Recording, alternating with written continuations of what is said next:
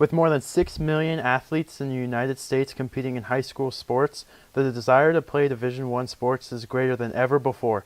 The athletes playing Division I sports are considered to be some of the top athletes in the country. You will know them instantly as soon as you see them. They are standout athletes. Those kids just had raw talent, and no one could touch them. According to the NCAA, football is the most popular sport among high schoolers currently in the country. Right now, there are just over 1 million high school football players in the United States, and 254,000 of them are seniors. Now at the Division I level, every year there are 2,500 scholarships available to give out.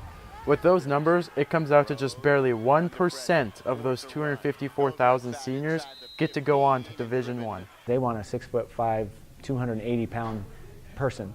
Those are not easy to come by. We've never had a D1 kid in football here. Timberlake High School has been open since 1998 with about 550 kids in our school on an average year. We have had nearly 10,000 students pass through the doors of Timberlake, but never have we had a Division I football player. Daniel Buck, a recent graduate of Timberlake, is arguably the best football player our school has ever had, and he didn't even get an offer. Division I scholarships take a lot of work. There's so much time and energy to put in something like that. I spent, ever since I was 12, working towards something like that, lifting a lot. I mean, a lot. Once high school came, I lifted really hard, at least 2 to sometimes even 3 times a day. Practicing really hard in football, making sure my agility was up, my speed. I ended up breaking a record in weightlifting a couple different times, and ended up tying the all-time weightlifting record for clean. In football, I worked really hard. I was voted team MVP. I was first team All-State running back, and I was the first All-State first team that we've ever had in football. And the only offer I ever got was a walk-on opportunity at U of I. On top of Daniel's insane amount of hard work on the field and in the weight room, he maintained a 4.0 GPA and also spent a ton of time contacting coaches. One of the biggest things about getting recruited too is making sure your name gets out there. My father and I put up a whole bunch of web pages where you could see different film clips of me, some of my highlight videos, and made it really well known. So it's really easy to access any videos of me as well. And that was what helped me get as far as I did. But for D1 opportunities, still it wasn't enough. And there was a lot of time, a lot of energy, and a lot of work put into it. Even though the chances of getting a football scholarship are so slim, there are more football scholarships for Division I than there are in any other sport in college. Football gets 86 full-ride scholarships per year for their program.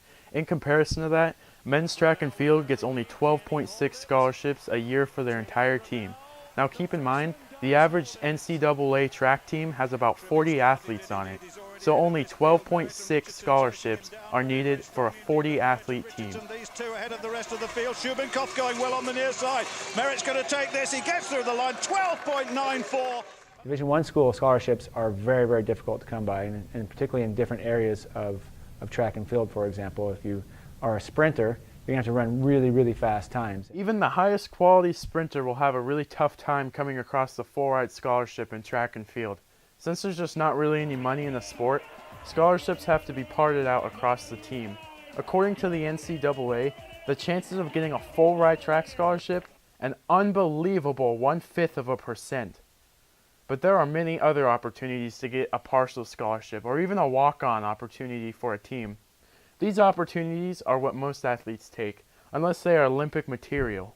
If you thought it was pretty much impossible to get a Division I scholarship, don't forget about your grades. You need fantastic grades for a coach to consider having you on the team. You need to have fantastic scholar academics, especially at the Division I level. It's extremely competitive, so they want the top of the top, best scholar athlete, because that's going to represent their school, represent their program, but also show the coaches and staff that you have the ability to work hard and take care of it in the classroom. 9 out of 10 times, the first question is, how are their grades? I think the message here is clear. Division I athletic scholarships are just so difficult to come by. It takes such a rare talent in order to fill what D1 coaches are looking for. But that doesn't mean all hope is lost for playing a collegiate sport. You know, you want to keep going, there's definitely opportunities, and you will always get a chance. It's up to you. I don't know of one place. If you want to be a college football player and you want to work, somebody will give you a chance. If you have good grades, good character, and can work hard and have a little potential, you will always get a chance. It's up to you after that. Division I scholarships are for the most elite athletes in the United States. They are so talented and gifted that many of them go on to be professionals.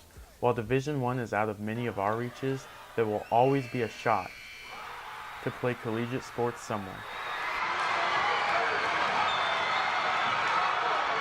Third quarter basket.